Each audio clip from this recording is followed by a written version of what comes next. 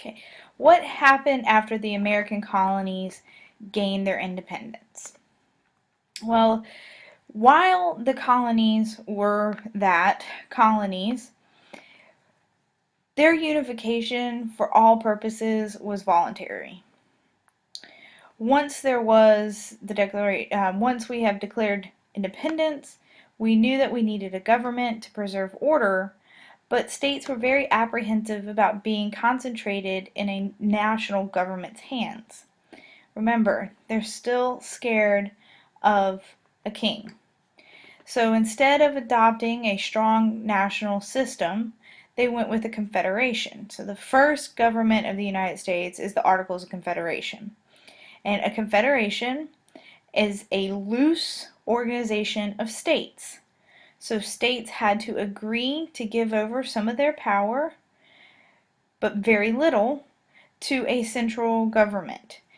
However, the states maintained a lot of their own power. So states had their own power to tax, states had their own power to coin money, to enter into treaties with other countries, and to conduct trade relations with other countries without any interference from a central government. But the Articles of Confederation, because each state had so much of their own individual power, definitely had some major weaknesses. They had no power to tax, and no power to regulate commerce. There was no court system, no army, and in order to change the Articles of Confederation, you had to do so with unanimous consent. Now, the problem with that is, each one of these, there was no power to tax. So if the national government needed some assistance in paying off war debts from Georgia or North Carolina or Virginia, they had to ask those state governments for money. And then the state governments would be very honest with them and say, look, we're paying off a war debt, and most of that money went to troops that were in New England. So I don't understand why, being a state in the South, I should have to give over tax money or revenue to pay for a war that was mainly fought up north. Those were the kind of arguments that were made. There was no regulation of commerce at the national level, so states could enter into a treaty or a trade treaty with other countries.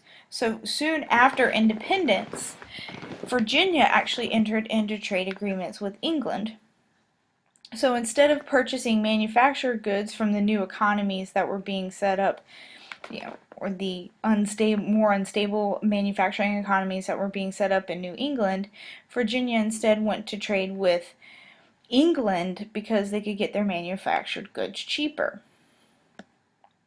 There was no court system. If you had a dispute, say you had a dispute over this territory right here between South Carolina and Georgia, there was no national court system to mitigate that argument. And there was no army, so if there were to be a rebellion or an invasion, each state would have to bring together their National Guard or their militias to fight for the country. And a big problem was this idea of unanimous consent. In order to change or address any of these weaknesses, every single one of the states had to be on board with that change.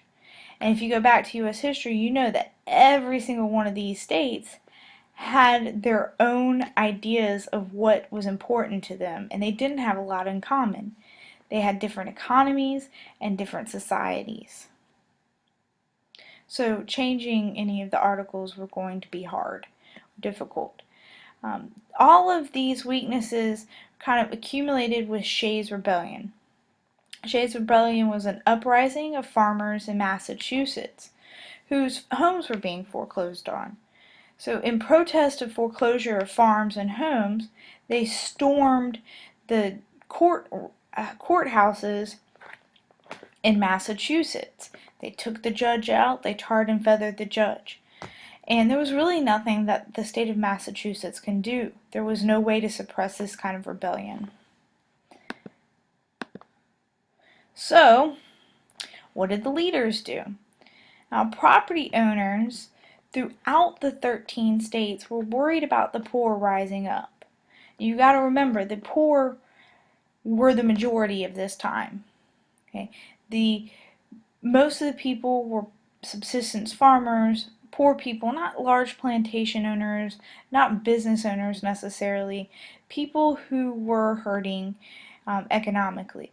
And so when the founding fathers or the framers of the Constitution, or the potential framers of the Constitution, saw that this chaos was happening, they realized that the chaos that had started in Massachusetts with Shays' Rebellion, there's a picture depicting Shays' Rebellion, they realized that chaos could spread across the states. So, in 1786, founders of the Constitution, or soon to be founders of the Constitution, called the Annapolis Convention. This was called to order by Washington, who hears of Shays' Rebellion. And really, all this convention is a meeting to discuss the suggested reforms to the AOC. Or the Articles of Confederation. But it was unsuccessful because only 5 states sent delegates. And remember, how many states do you need to change the Articles? You need all 13. So there wasn't enough people there to bring about any change to these weaknesses. So Washington convened the convention and ended it saying that we're going to have a convention again in Philadelphia over the summer. We're going to meet in May 1787, and we're going to look at the Articles of Confederation, and every state needs to promise to send delegates there. Okay, so who were these delegates? Okay. They weren't necessarily the Adamses and the Jeffersons or the Patrick Henrys of the Revolution. They were wealthy planters, they were lawyers or merchants, and they were young statesmen.